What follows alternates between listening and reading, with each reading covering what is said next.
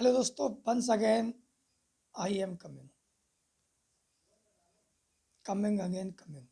तो दोस्तों, पहली वीडियो आप ज़रूर देखें और चैनल को सब्सक्राइब ज़रूर कर दें।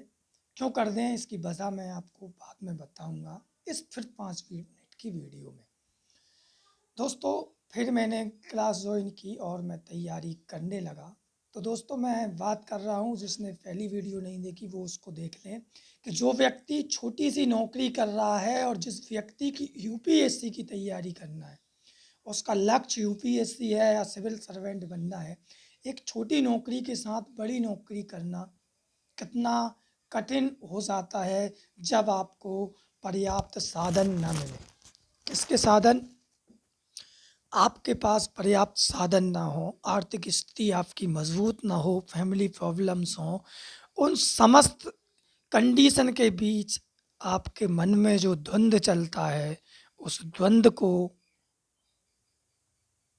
अपने आप में समझकर फिर डबल से खड़े होकर किसी सब्जेक्ट को पढ़ना या किसी टारगेट का निर्धारण कर तैयारी करना, टाइम मैनेजमेंट करना, ये सब बातें जो व्यक्ति सोचता है कि मेरी छोटी सी जॉब लग जाए, तो भैया बिल्कुल मत करना।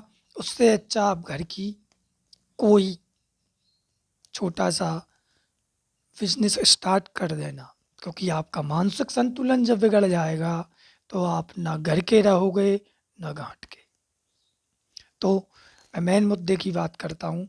दोस्तों, कहने का मतलब मेरा ये है कि जब आप तैयारी कर रहे हैं, तो मेरी एक छोटी सी जॉब लग गई एमपी कोऑपरेटिव बैंक में, विदिशा।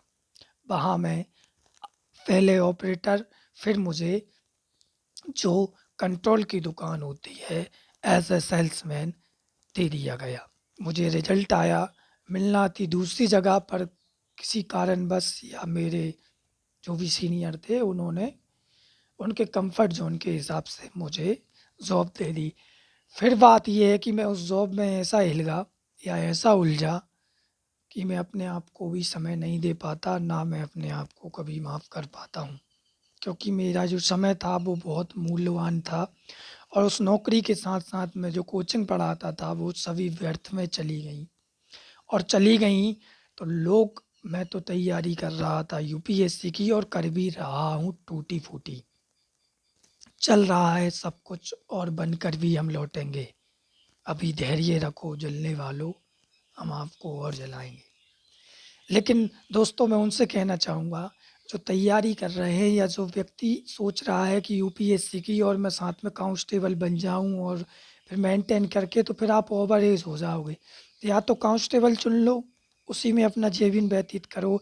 और यूपीएससी की यदि सिविल सर्वेंट में जाना है तो भगवान पे भरोसा रख के अपनी मेहनत पर बुलंद इरादों के साथ लग जाओ। 1 डेढ़ 2 ढाई 3 साल पंचवर्षीय योजना है, हल्के में ना लें। यूपीएससी आपसे समय मांगती है और वो तैयारी जब आप शुरू करते हो तो आपको समस्त चीज़ें त्यागना पड़ती है।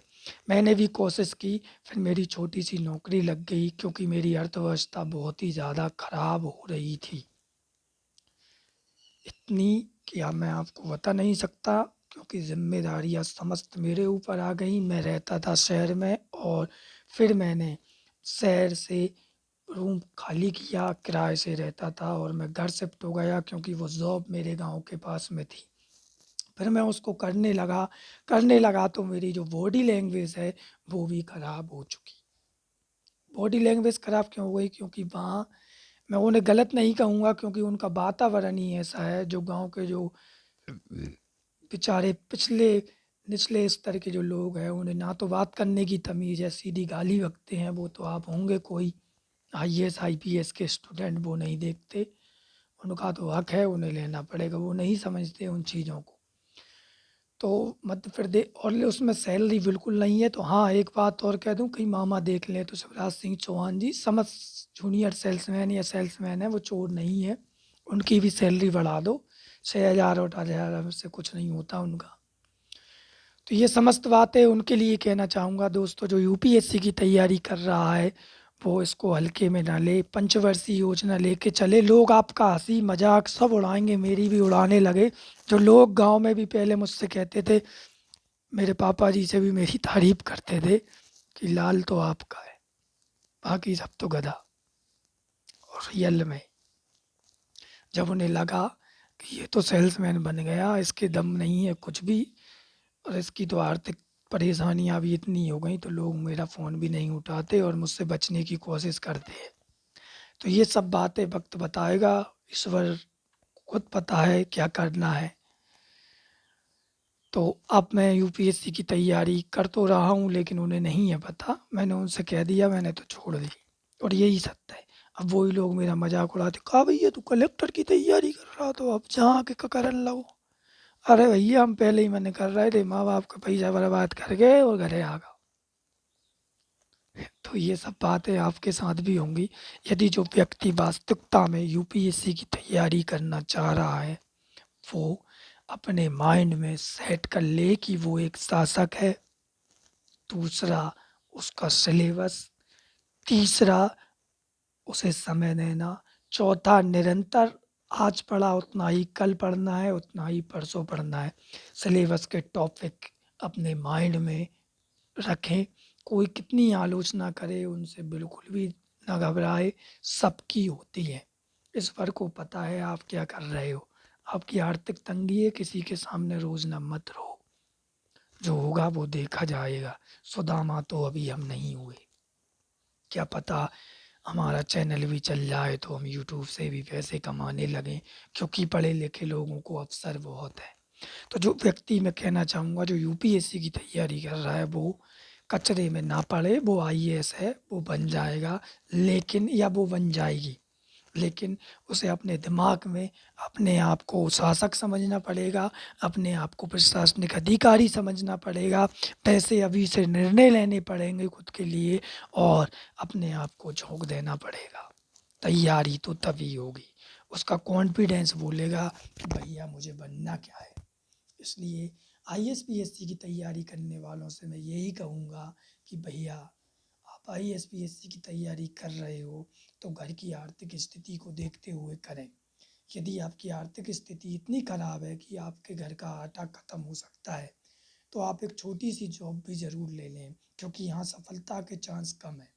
छोटी सी नौकरी से तात्पर्य है कि मेरे जैसी भी ना लें, थोड़ा एक लेवल जिसमें 25 से प्लस थाउजेंड 25,000 प्लस अर्निंग हर मंथ हो, ऐसा कार्य चुन लें और अपना टाइम टेबल सेट करके रणनीति बना लें। और जो व्यक्ति 12वीं पास कर चुका वो तो अभी से लग जाए, जब तक ग्रेजुएशन होगी उसकी तैयारी हो जाएगी। तो आपकी आलोचनाएं होंगी, मुझे भी बहुत दुख होता है, मेरे रूम की मुझे बहुत याद आती है कि काश मुझे डबल से वो अवसर मिले।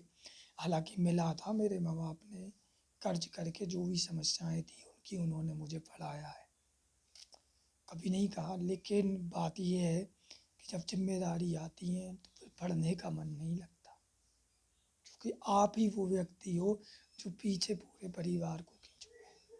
तो आप पर आपके माँ बाप के लिए पढ़ो, अपने लिए पढ़ो, किसी को नीचा दिखाने आईएएस नहीं बनना। हमें हमें बनना है अपने लिए आईएएस, और समाज ने जो हमें दिया है उसका लौटाने के लिए हमें आईएएस या आईपीएस बनना है।